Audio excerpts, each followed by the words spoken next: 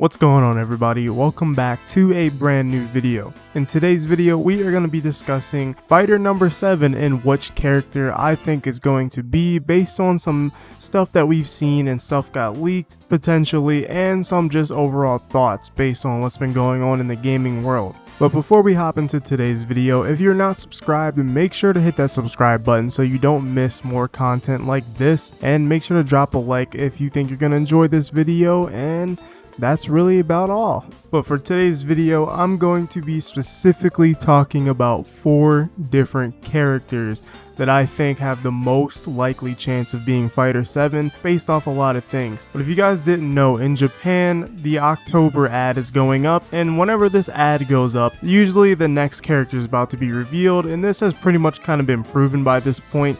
And someone like Push Dustin, who does Source Gaming stuff, and he even usually is the one to go and check in the stores for this ad and whatnot, and it's really useful and helpful to determine when we're getting something. So at least I know for sure we're getting something soon. In that video I made, that new character reveal coming like 2 weeks or something like that, it wasn't too far off. But enough about that stuff, let's talk about the characters.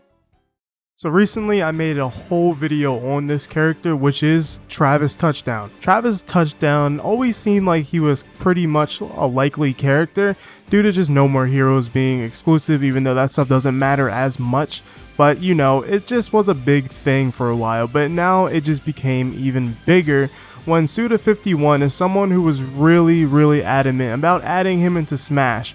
And now recently, in a recent interview, when someone asked him the same question that he's been asked for years, now all of a sudden he says no comment, which is very strange due to the fact of him just being super adamant about adding him in. Now all of a sudden it seems like he's not even allowed to talk about adding him in, which could just be a soft confirmation of Travis being in Smash. So that's why he's probably my biggest prediction here. But of course, this doesn't mean he's specifically fighter number 7, but it's the next character that we're getting next. So what else am I supposed to do besides speculate that he could possibly be the next fighter? But if not, that no comment thing still really sticks out to me and still leads me to believe he just may be in the game, period, whether he's fighter 7 or not.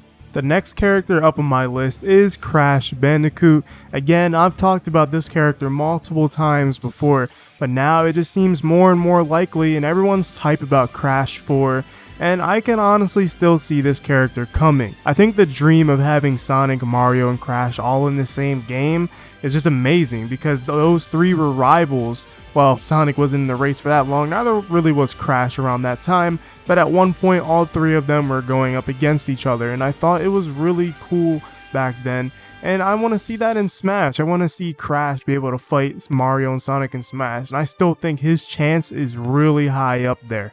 My next prediction is, of course, Sora. I've been a big advocate for Sora joining Smash for a long time, and I think just by each year that Smash has been a thing, Sora just still has a chance to get in. He didn't get into Fighters Pass 1, which I'm not that surprised about.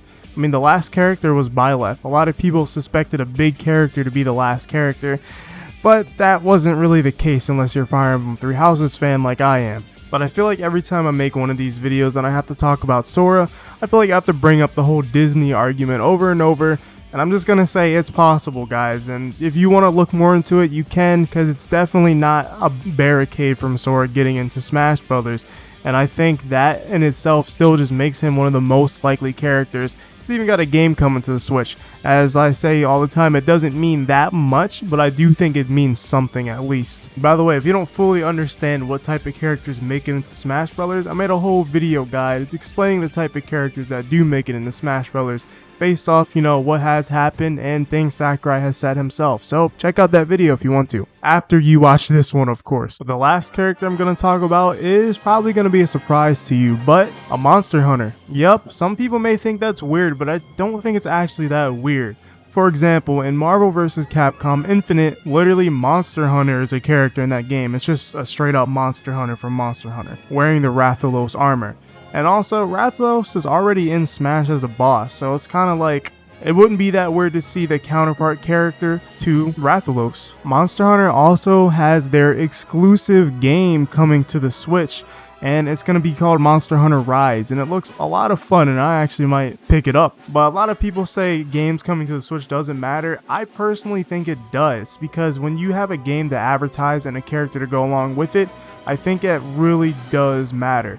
For example, Nintendo used it to advertise their own games. They put Byleth in Smash. They chose that because they wanted to advertise their own games. And I don't see how it's impossible for other companies to want to do the same, especially a Switch exclusive.